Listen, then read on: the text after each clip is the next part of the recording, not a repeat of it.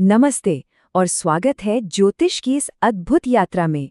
ग्रह दर्शन श्रृंखला को आगे बढ़ाते हुए आज हम एक और बहुत ही दिलचस्प विषय की गहराइयों को छुएंगे। ये श्रृंखला डॉक्टर गौरव भास्कर की एक खास पहल है और इसका मकसद बस एक ही है, ज्योतिष के इस गहन ज्ञान को हर किसी के लिए आसान बनाना, सुलभ बनाना।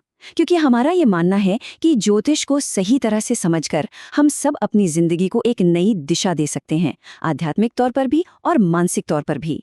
तो आज हम तैयार हैं एक बहुत ही शक्तिशाली, एक डायनामिक प्लैनेटरी प्लेसमेंट को आंखों के सामने खोलने के लिए। आज का विषय है सूर्य जब कुंडली के तीसरे भाव में हो। हाँ, वही भाव जिसे हम पराक्रम भाव के नाम से जानते हैं। चलिए शुरू करते हैं और देखते हैं कि ये कॉम्बिनेशन आखिर हमारी जिंदगी पर क्या असर डालता है। तो आज इस चर्चा में हम क्या क्या जानेंगे। सबसे पहले बिल्कुल बेसिक्स से शुरू करेंगे। सूर्य और तीसरा भाव आखिर हैं क्या। फिर इसके मुख्य इंटरप्रिटेशन पर आएंगे, यानी साहस और कम्युनिकेशन पर इसका क्या असर होता है। इसके बाद इसका प्रभाव देखेंगे भाई बहनों और करियर पर। कुछ और ज़रूरी फैक्टर्स और रेमेडीज पर भी नज़र डालेंगे। और आखिर में क्लासिकल टेक्स्ट्स क्या कहते हैं, इस पर बात करके इस विषय को समेटेंगे। चलिए शुरुआत करते हैं। किसी भी प्लेसमेंट को समझने के लिए सबसे ज़रूरी है उसकी बुनियाद को समझना। तो पहले हम सूर्य और तीसरे भाव, इन दोनों के कोर नेचर को अलग अलग समझेंगे। सबसे पहले सूर्य। आखिर सूर्य है क्या? ज्योतिष में सूर्य हमारी आत्मा है, आत्मा का कारक। ये अथॉरिटी है, पावर है, पिता का प्रतिनिधित्व करता है, सरकार का भी। हमारा आत्मविश्वास, हमारा कॉन्फिडेंस, वो भी सूर्य ही है। बेसिकली हमारे अंदर की जीवन शक्ति यानी प्राण, वो सूर्य से ही आती है। एकदम सिंपल शब्दों में सोचिए, सूर्य एक राजा है, रॉयल, पावरफुल और हमेशा स्पॉटलाइट में। वो कुंडली में जहां भी बैठता है उस जगह को रोशन कर देता है और सबका ध्यान अपनी तरफ खींच लेता है। अब आते हैं तीसरे भाव पर, जिसका नाम ही है पराक्रम भाव। इससे ही आप इसका स्वभाव समझ सकते हैं। ये भाव है हमारे साहस का, हमारे एफर्ट्स का, हमारी कम्युनिकेशन, हमारी राइटिंग स्किल्स, मीडिया, छोटे भाई बहन, ये सब इसी भाव से देखे जाते हैं। और हाँ, इनिशिएटिव लेने की क्षमता भी यहीं से आती है। एक बहुत ज़रूरी बात, ये एक उपचय भाव है। अब उपचय का क्या मतलब? आसान भाषा में ये एक ऐसा घर है जो समय के साथ बेहतर होता जाता है, ग्रो करता है। यहाँ पर किए गए प्रयास वक्त के साथ और ज़्यादा मीठा फल देते हैं। तो ठीक है, हमने राजा को भी समझ लिया और उसके बैटलफील्ड यानी पराक्रम भाव को भी।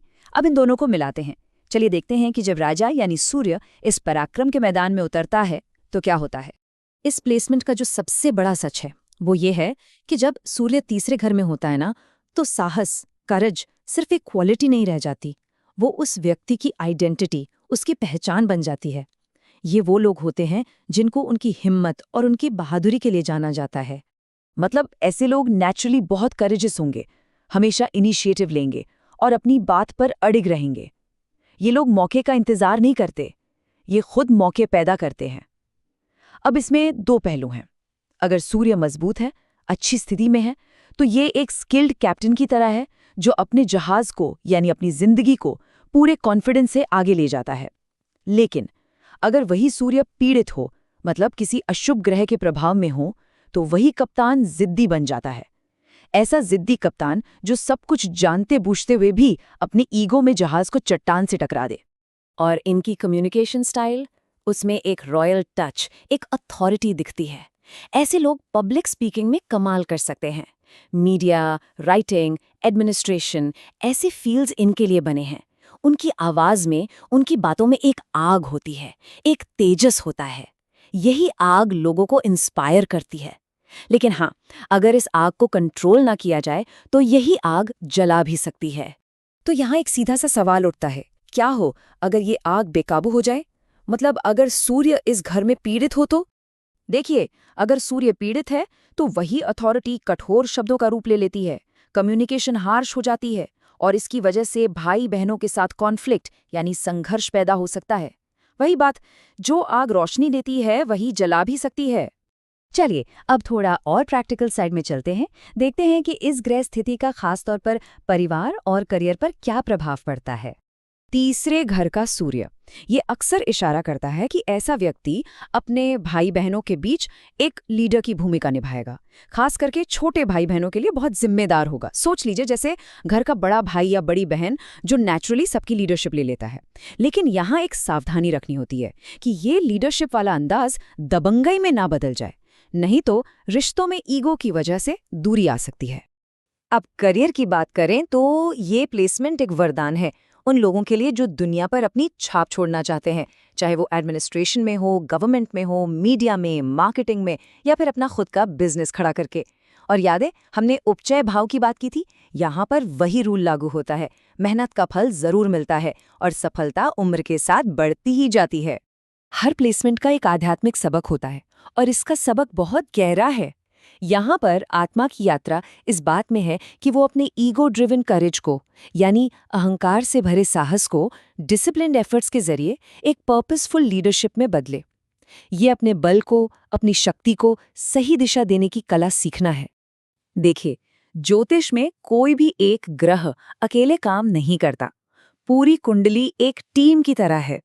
तो चलिए अब कुछ दूसरे फैक्टर्स को देखते हैं जो इस स्थिति के रिजल्ट को बदल सकते हैं, और साथ ही कुछ रेमेडीज यानी उपायों पर भी बात करते हैं। तो स्क्रीन पर देखिए अलग अलग ग्रहों का असर इस प्लेसमेंट को कैसे बदलता है। जैसे अगर सूर्य अपनी उच्च राशि यानी मेष में हो तो ये एक्सेप्शनल करेज और लीडरशिप देगा। वहीं अगर ये अपनी नीच राशि तुला में हो तो व्यक्ति को अपनी बात कहने में हिचकिचाहट हो सकती है। अगर इस पर गुरु यानी जुपिटर की दृष्टि पड़ जाए तो कम्युनिकेशन में नैतिकता आ जाती है। शनि की दृष्टि हो तो सफलता मिलती है, लेकिन कड़ी मेहनत और थोड़ी देरी से।